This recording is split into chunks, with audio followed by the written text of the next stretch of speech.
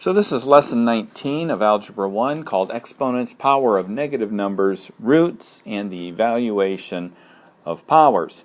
So up until this point you've used these several times. I'm sure you know the word exponent, know what that means. It basically means that we take whatever our base number is, in this case 3, and multiply it by itself this many times. It does not mean 3 times 2, it just means that we multiply 3 times itself this many times.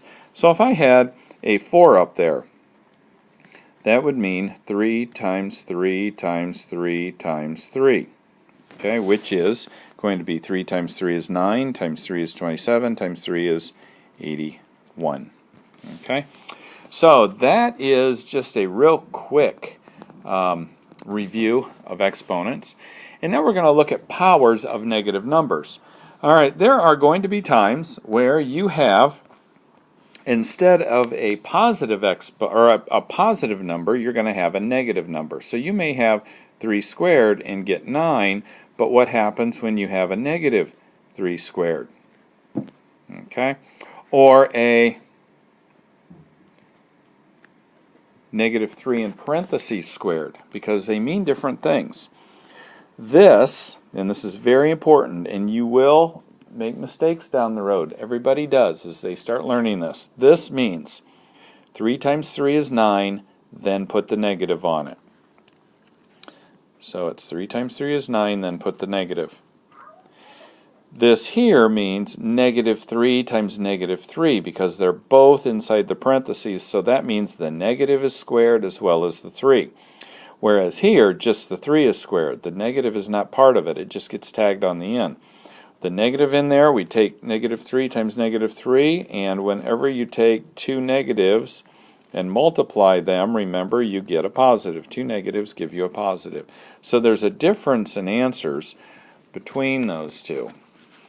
Now, what if we had negative 3 to the 4th power? Well, that means 3 times 3 times 3 times 3. So whatever we get there, and in this case we get 81, that means now we have 81 multiplying those, but this negative gets tagged on. Okay, so when the negative is not in a parenthesis, it always gets tagged on at the end. If I were to have something like negative 3 squared, I would multiply what's in here and then tag the negative on. Okay, so if the negative is not in the parenthesis, or if there is no parenthesis, the negative gets tagged on afterwards. What would happen if I had, let's make some more room here. What would happen if I had negative 3 cubed? Now again, the negative is inside the parentheses, so that means that the negative goes with it.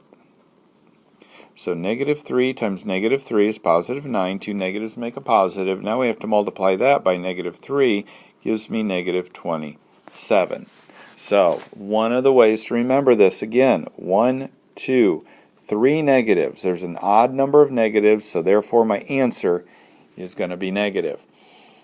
If I had something like negative 3 to the 4th power, I already know there's 4 of them, so my answer is going to be positive.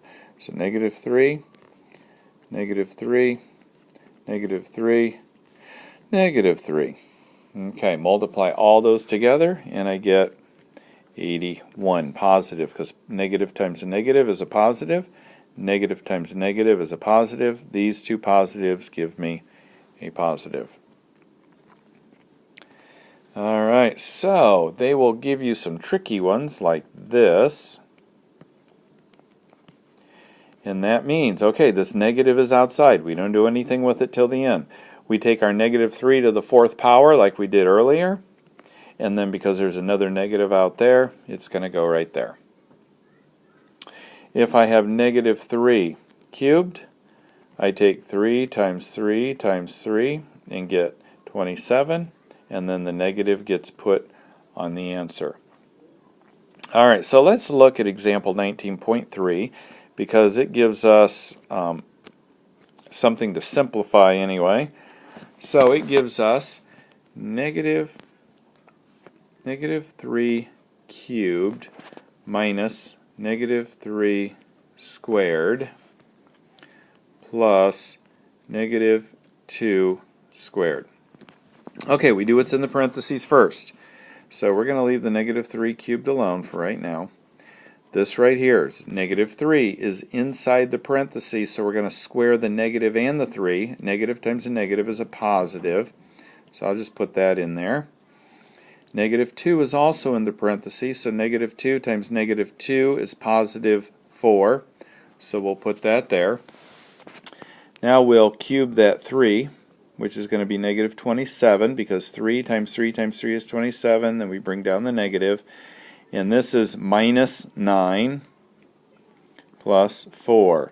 So negative 27 plus negative 9 plus 4. Now, did you see what happened here?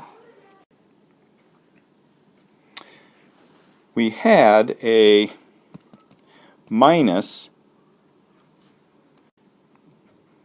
9 here. Or actually, we had a minus plus 9. I made it a minus 9. And then I made it a plus and negative 9. So see this negative here and the positive switch places. It doesn't really matter. If you have a negative and a positive there, you can write them in any order you want. It doesn't really matter at all. So I've got them this way. Signs are the same, so I add 36, put the sign on there, add 4. So I've got negative 36 plus 4. Signs are different. You take the difference between the two, put the sign of the largest one on there, and you get negative 32 for your answer.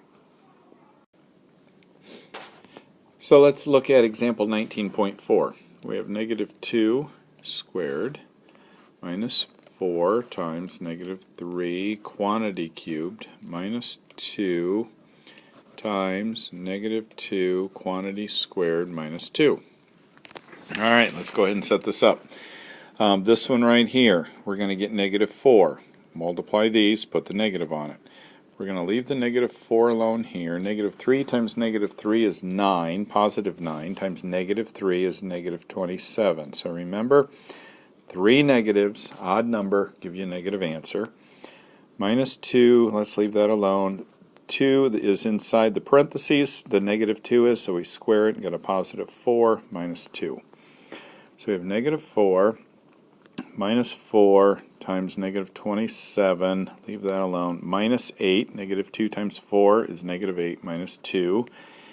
And we've got to keep doing multiplication. Can't do any addition or subtraction yet. We have to do the multiplication and division first. So negative 4 minus 4 times 27 is 108. So we took a positive 4 times a negative 27 and got negative 108. And this negative went down there with it. Minus 8 minus 2. Let's make it plus negative 8 plus negative 2, just so that we're adding. So negative 4, 2 negatives is a plus negative 8 plus negative 2. Okay, let's look at these two. Signs are different. We take the difference between the two, put the sign of the largest one on it, so it's a positive, plus negative 8 plus negative 2. Sorry, I'm just kind of going on and on with this. Signs are different. We take the difference, sign of the largest. Signs are different. We take the difference, sign of the largest, and we get 94. So that's it as far as powers of negative numbers.